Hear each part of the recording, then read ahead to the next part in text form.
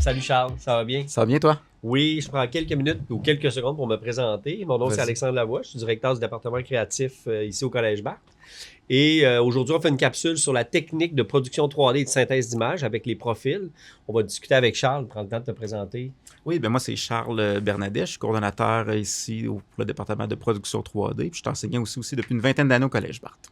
Déjà 20 ans, c'est vrai, hein? Ça a fait 20 ans cette année quand même. Ça fait 20 ans Ouais, au collège. Donc, ouais. on garde notre monde. Ça, c'est important de le savoir. Notre staff de profs reste ici. Et puis, on va tout de suite aller justement sur la mise à jour des profs Oui. Rapidement pendant qu'on discute de ça. Comment on fait, dans le fond, au collège pour s'assurer que ce que vous enseignez, ça reste à jour?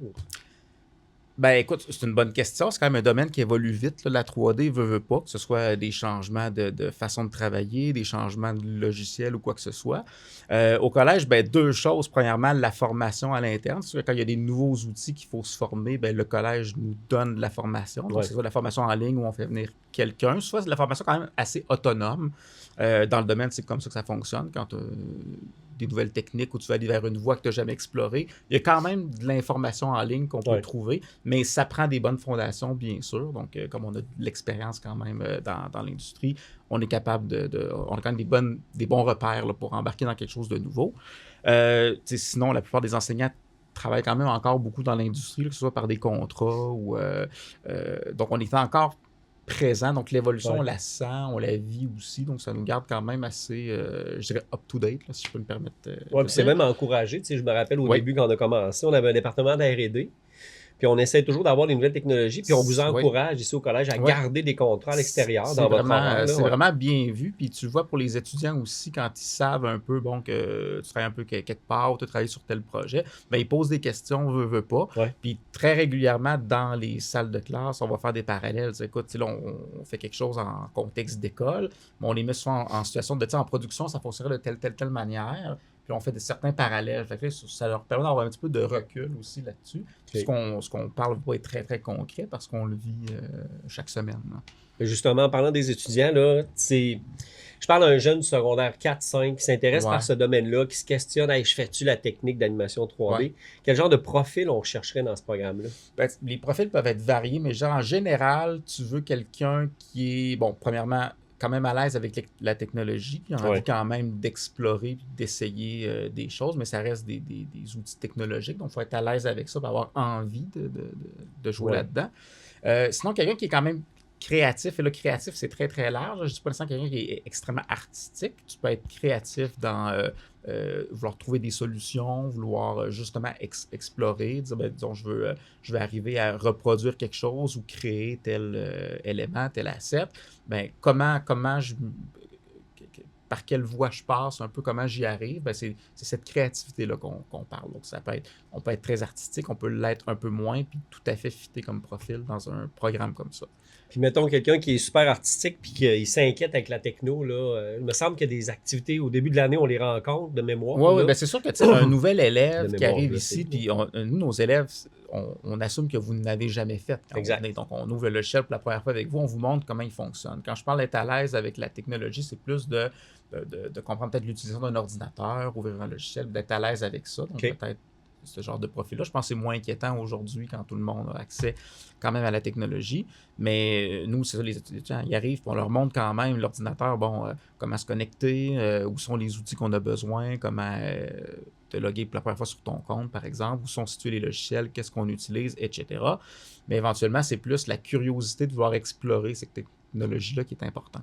Je vais faire un petit peu de chemin sur un peu de millage sur les technos. Là. Justement, ordinateur, ça va, on comprend un peu comment ça fonctionne. Mais au niveau des outils, comment le collège vous faites en réalité, comment on fait pour rester à jour avec les outils? Puis quel genre d'outils on utilise ici à l'école pendant la formation? Ben, les outils qu'on utilise, c'est la façon dont on choisit ces technologies-là, c'est toujours par rapport à ce qu'il y a dans le domaine. Fait que c'est sûr et certain qu'un outil qui peut être super intéressant, mais qui n'est aucunement utilisé dans le domaine. On peut des fois choisir de l'installer à l'école, donner accès à l'étudiant qui veut explorer.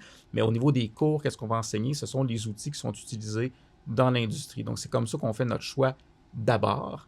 Après ça, apprendre l'outil, on part de zéro comme tout le monde. La première fois, on dit voici comment l'outil fonctionne. Okay.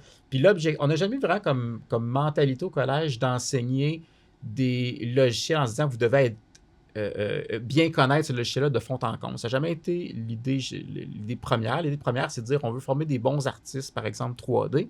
Donc, si on utilise cet outil-là pour faire, par exemple, de la modélisation ou de l'animation, tu vas apprendre à bien faire de la modélisation, avoir les bonnes méthodologies de travail, bien cleaner tes affaires, utiliser les bons outils de la bonne manière. Ensuite, le reste du logiciel, ce qu'on utilise de manière moins fréquente ou qui est plus spécialisé, on n'ira pas là-dedans. Parce que de toute façon, si tu veux l'apprendre par toi-même, tu vas être à l'aise.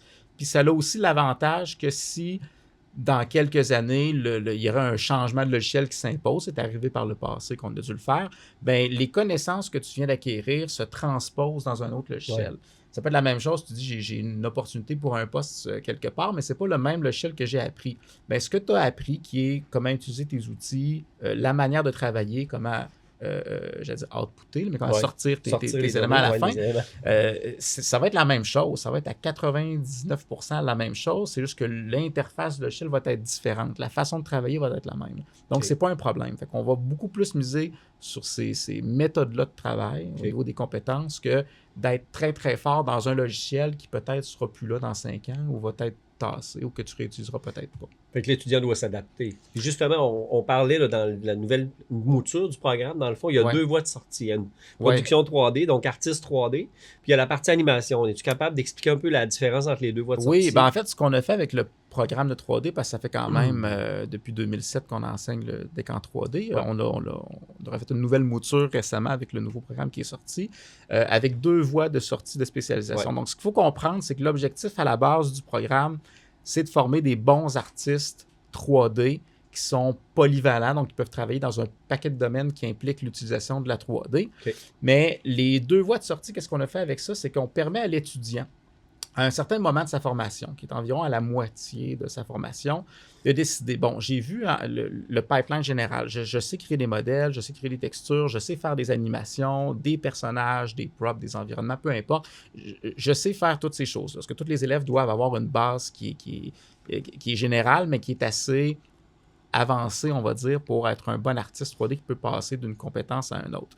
Mais arrive un certain point dans le programme où tu dis, écoute, peut-être que moi, ce qui m'intéresse plus, c'est l'animation. Donc, est-ce que j'ai encore besoin de mettre énormément de temps sur des projets obligatoires, par exemple, qui impliquent de la modélisation, de la création d'images, quand je voudrais mettre plus de temps sur l'animation, le mouvement, par exemple? Donc, un élève à la moitié de sa formation peut décider de prendre le volet plus animation 3D, où là, il va avoir le double d'heures, si on peut, c'est-à-dire qu'au lieu d'avoir seulement un cours d'animation, il va en avoir 2, donc plus de temps. Tu sais, c'est souvent une partie de la formation où on commence à avoir un peu moins de théorie nouvelle, dans le sens que les élèves, ils savent déjà animer, ils savent déjà modéliser, ils savent utiliser leurs outils. On veut maintenant qu'ils embarquent dans des projets, souvent des projets qu'ils vont choisir eux-mêmes qu'est-ce qu'ils ont envie de faire et qu'ils poussent. Puis les professeurs sont plus là pour, je dirais, conseiller, appuyer, puis donner des directions, puis ensuite laisser l'étudiant selon son projet avancer. Donc, rendu là, comme on a déjà eu la matière, les connaissances, on a les compétences, bien là, c'est de dire, écoute, j'aimerais aller plus en animation pour que ces heures-là, je puisse davantage me concentrer à être épaulé en anime, m'améliorer. L'autre profil qui est plus en création 3D, on va dire, donc qui est plus de créer vraiment des images, des comme modèles, des par 3D. Exemple. C'est ça. Disons, on enlève le mouvement, mais on est plus dans la création d'images et de visuels, par exemple. Mais là, ça, c'est l'autre profil. La personne peut dire, écoute, j'ai assez fait d'animation depuis le début de l'année, je suis capable d'animer un personnage, mais ce n'est pas ce qui m'intéresse le plus. Je veux me concentrer à faire des beaux modèles, des belles textures, des belles images, des beaux éclairages. Mais là, cette personne peut prendre le profil plus création 3D. Fait que là, depuis de projets d'animation obligatoires, tu peux te concentrer davantage à faire des projets qui sont plus dans les compétences que tu veux développer, en fait. OK. Fait que, dans le fond, quand ils arrivent, on va dire à la moitié de la formation, ils font leur choix. Et là, de ce qu'on fait ici au collège, dans le fond, c'est que la dernière année, on va vraiment se spécialiser sur leur domaine. Et particulièrement dans la dernière session qui s'appelle un projet d'intégration professionnelle. Exact. Peux-tu nous en parler un petit peu rapidement, là, comment ça fonctionne? Oui, tout à fait. En fait, ce qui fait la grande différence quand tu as terminé ta formation, que tu trouves un emploi, c'est de te démarquer dans une certaine branche spécialisée. Donc, tu sais, nos étudiants les forment pour être polyvalents, ils voient de tout, mais à un certain point, tu dois atteindre un certain niveau de qualité pour être en mesure de te démarquer suffisamment puis d'attirer l'œil d'un employeur potentiel. Donc, pour se démarquer, il faut éventuellement se concentrer sur une branche qui est un peu plus spécifique.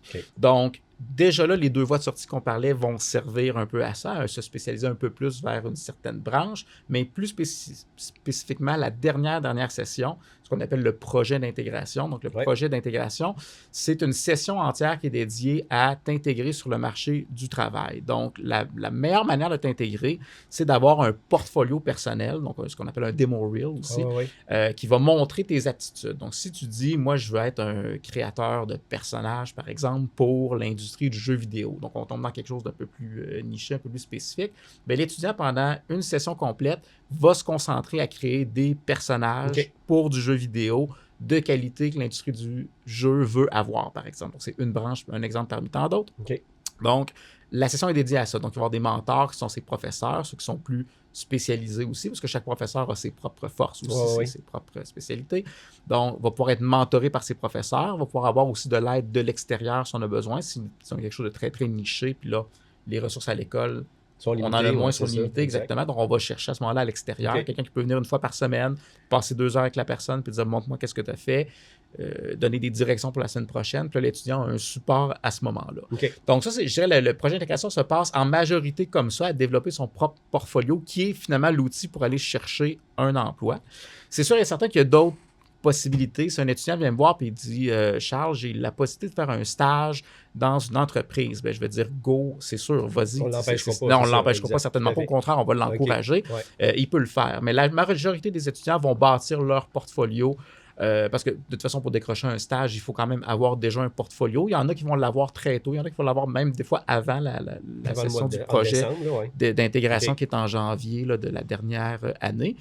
Donc, quand c'est le cas, il y a même par le passé, j'ai vu des gens se faire offrir des emplois en plein mois de février-mars, puis c'est tout à fait correct. Si l'étudiant, on veut qu'il s'intègre sur le marché du travail, s'il trouve un emploi pendant cette période-là, il s'est intégré. C'est ça qui est important. Ça commence souvent sous forme de stage, puis après ça, la compagnie va transférer vers l'emploi. Absolument, ça va avec les années. Puis tu sais, on parlait justement on a un événement carrière, pas carrière, mais on a l'expo du département créatif, 3D en fait partie. Donc, généralement, tu parlais du portfolio, je pense que c'est là qu'ils vont le présenter aux entreprises. Comment ça marche, ça? Oui, en fait, idéalement, c'est ça, c'est que tôt, quand même, dans cette session-là, vers le mois de février, la date va varier d'une année à l'autre, on fait venir les entreprises directement au collège, et ça, c'est tout département confondu. Donc, en 3D, on fait partie de ces départements-là artistiques. Donc, les élèves peuvent présenter leur portfolio où ils en sont rendus. Souvent, si c'est en février-mars, c'est sûr que la session, ça fait pas longtemps qu'elle est démarrée, mais ils travaillent quand même sur leur portfolio quand même dès la session 5, là, à l'automne quand même. Donc, ils ont quand même des choses à présenter qui sont terminées, qui sont belles, puis qui font partie de leur portfolio. Donc, ils peuvent déjà un peu essayer d'attirer l'œil un peu des entreprises, regarder un peu qu'est-ce que les entreprises ont à offrir aussi. Donc, c'est une façon pour nous d'aider l'étudiant à faire un pont entre le domaine qui, parfois, quand tu es à l'école, ça peut être quelque chose d'un peu, pour l'impression que c'est inaccessible, quand en réalité, c'est très accessible. Donc, en donnant un peu une vitrine à ces studios-là qui viennent nous voir, bien, ça permet de créer une première poignée de main entre l'étudiant et l'industrie. Donc, ça facilite cet accès-là, je dirais. Puis on a un très, très beau programme. Donc, moi, personnellement, c'est sûr que je prêche pour ma paroisse, mais c'est un programme qui est super intéressant. Moi, comme je disais, ça fait 20 ans que j'enseigne. Je ne pensais pas enseigner aussi longtemps dans ce programme-là, mais c'est tellement stimulant. La vie au collège est agréable. Je dirais, on est quand même un petit collège, donc on est proche de nos élèves. Ils nous voient quand même sur notre pas juste l'aspect professionnel, mais on est quand même assez proche d'eux. Donc, je pense qu'on a une belle dynamique à l'école, vie étudiante aussi qui est intéressante. Donc, je pense que c'est un bel environnement pour quelqu'un qui veut faire son cheminement collégial chez nous.